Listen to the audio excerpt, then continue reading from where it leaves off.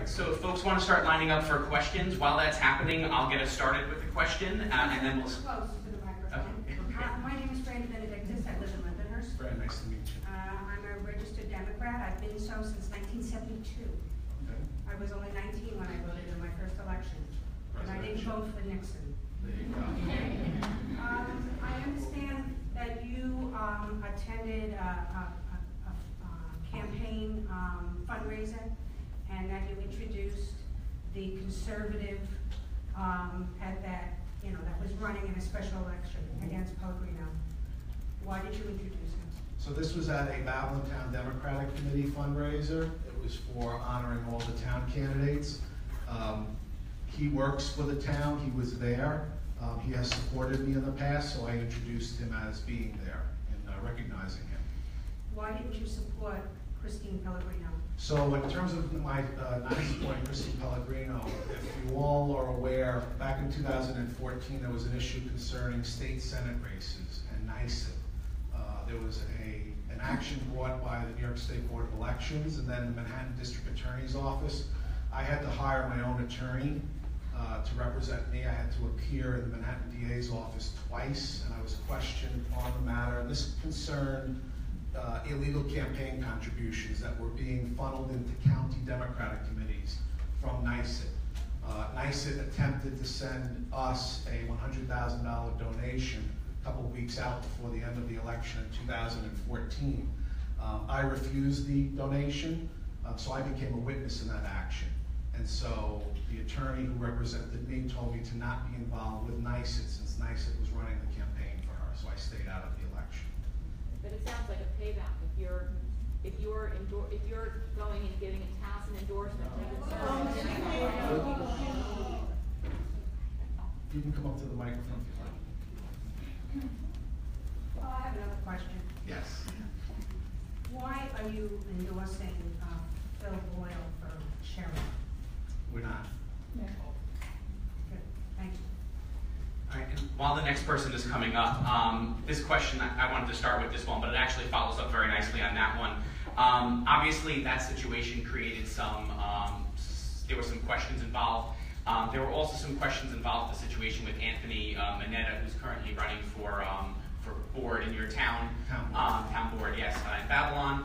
And there seems to be the sort of idea that he's being backed by the Democratic Party, even though he's a lifelong Republican and conservative, now independent, but I believe he's also going to be running on those lines. So what is the position of the Democratic Party in relations to that? Why isn't the Democrat running for that spot? So what and you've all read a lot of the reports that came out. So early on, throughout the years, and this went on while Steve Ballone was a town supervisor, a member of the Independence Party was elected to the town board, Lindsay Henry.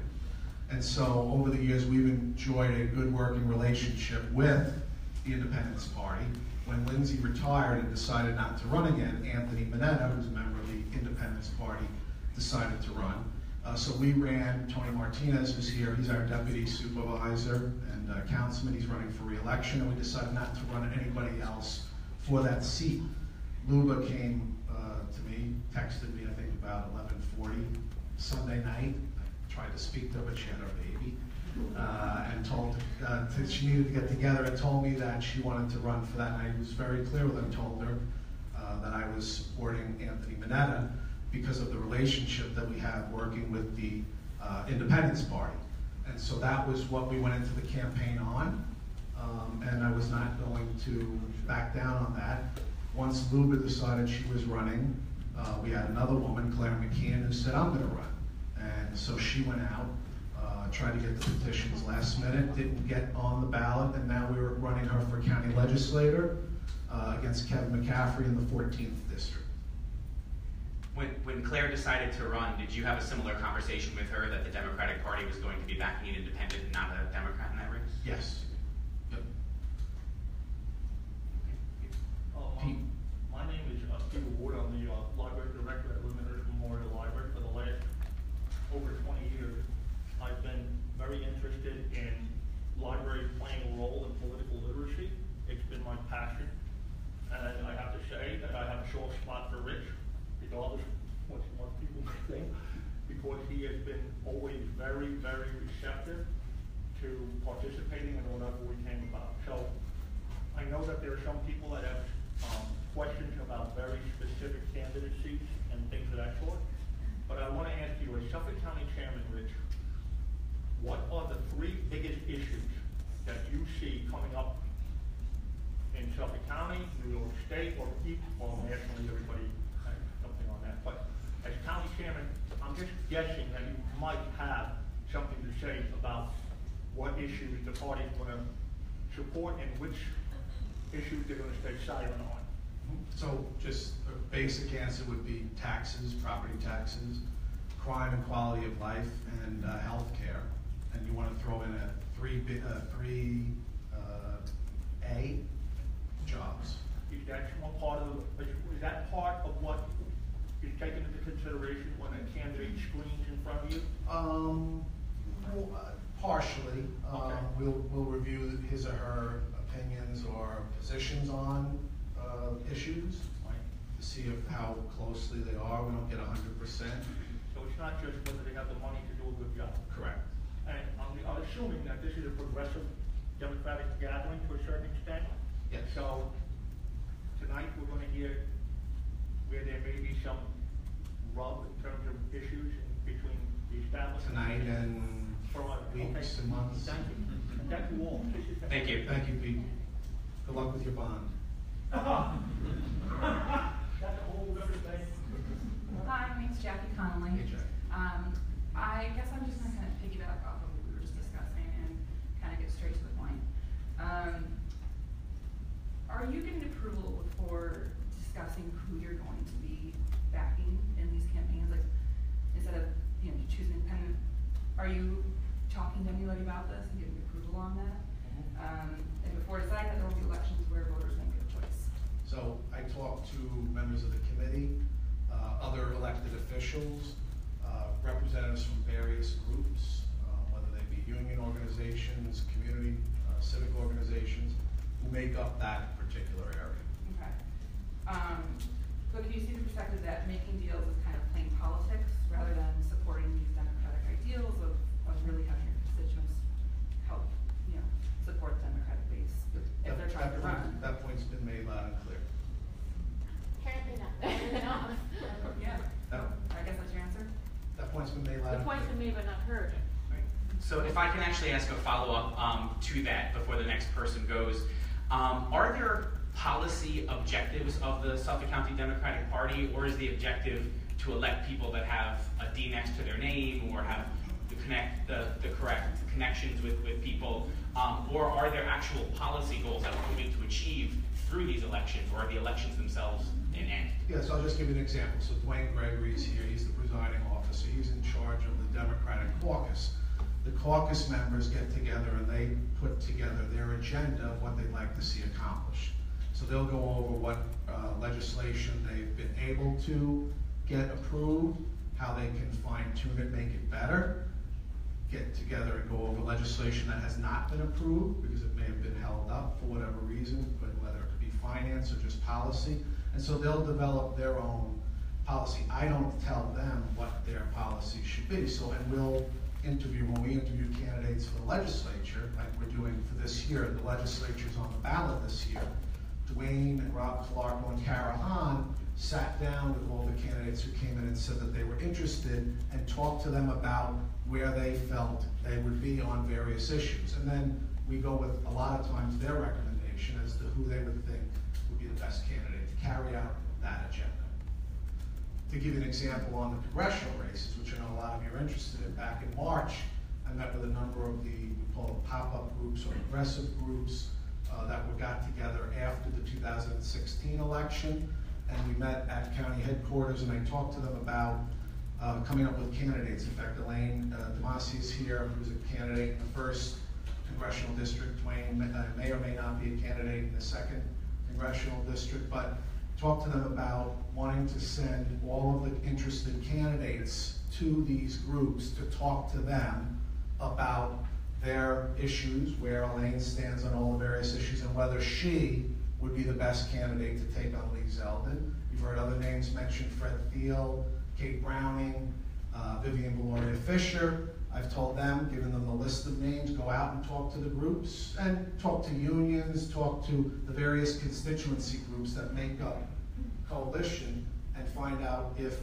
the feedback I get from those groups is, yeah, we like this person, they're more in tune with where we're going. So it's kind of an evolving process throughout the months once somebody decides that they're interested. If somebody wakes up and says, I want to run for the county legislature, and it is May 20th, and the nominations occur on May 25th, well, they haven't done a lot of groundwork, so we scramble. But if somebody's running for the county legislature who started it a year before, that gives them a lot of time to make an impression and then get feedback that helps us in formulating the candidates. Next question. My name's Nicole, I'm from Mount. Hey, Nicole. This might be a little bit redundant after the last follow-up, but my. That's okay, speak into the mic. Oh, sorry. Yep. Yeah, just step close. All right, so what I hear you talking about is how the candidates, or how you could sort of mentor and advise prospective candidates.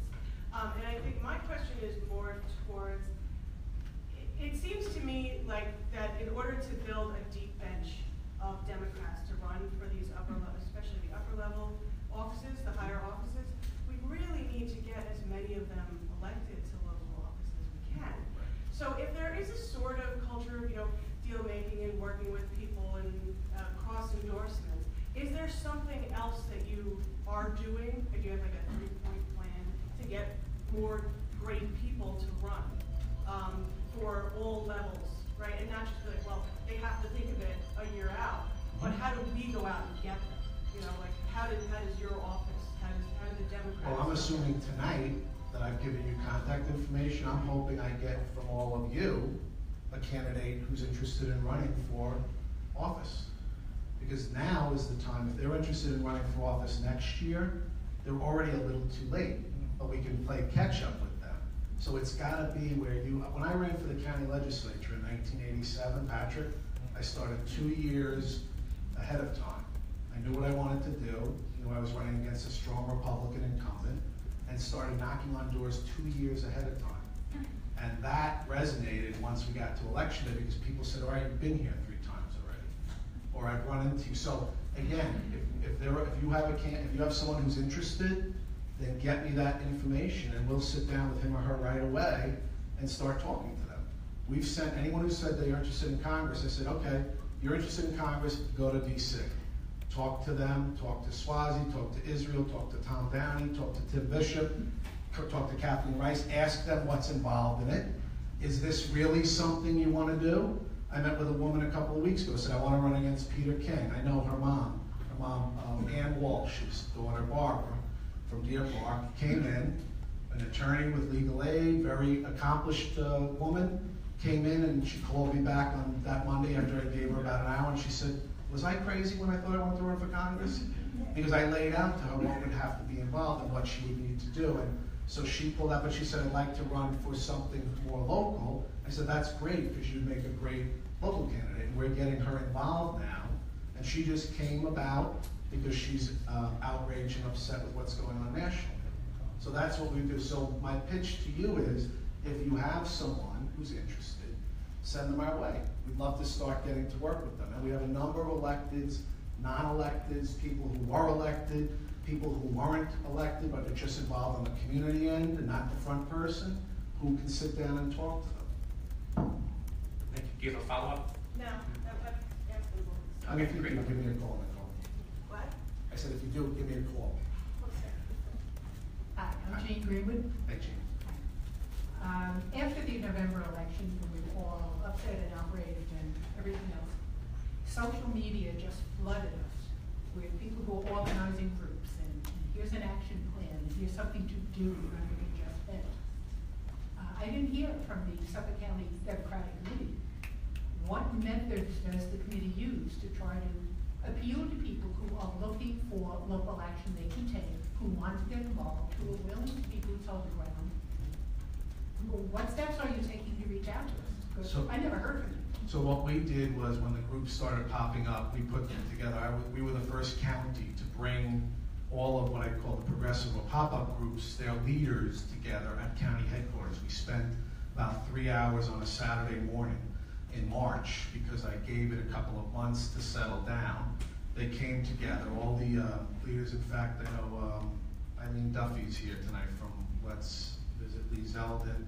We had about 25 group leaders, right, Eileen? I mean, but about 25 group leaders that came together, all the groups that we knew, and asked them to work with us, not necessarily, and we told them, we're not looking to dictate how you handle your specific issue, but that we're all in the room because we have the same goals, to defeat King and Zeldin, and then defeat Trump. We have different reasons why we want to accomplish those goals. It may be based on single payer, it may be based on, at that time, immigration was big, the no-fly orders were coming down at that time. Maybe just you think Trump's crazy.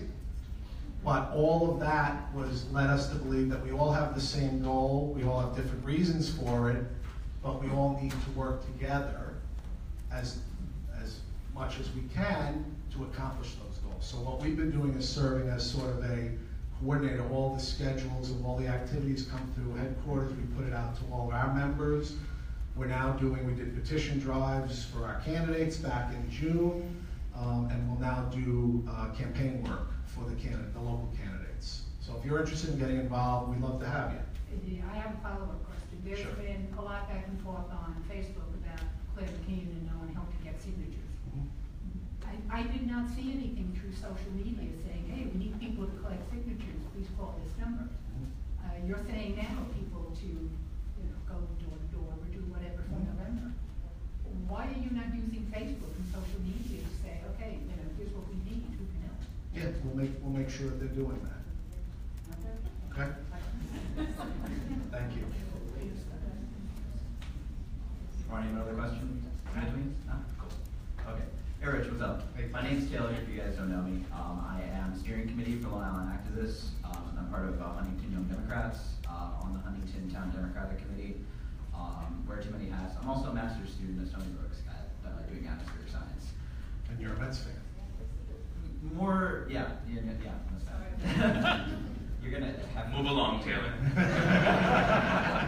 Thanks, better for my health. We can be tortured together. I'm wearing an Islanders jersey, so you know. Anyways, okay, so I have a question for you. Yes. You're probably gonna know what I'm gonna ask, but who here, does everybody here know what the designating convention is? What a designating convention is? No? Okay. Rich, do you want to explain it real quick? Sure.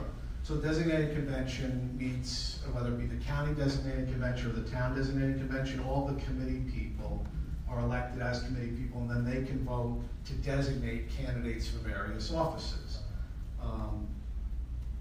And Taylor's referencing Huntington, Yep. Town Democratic Committee convention back in May, which designated candidates, and Darrell St. George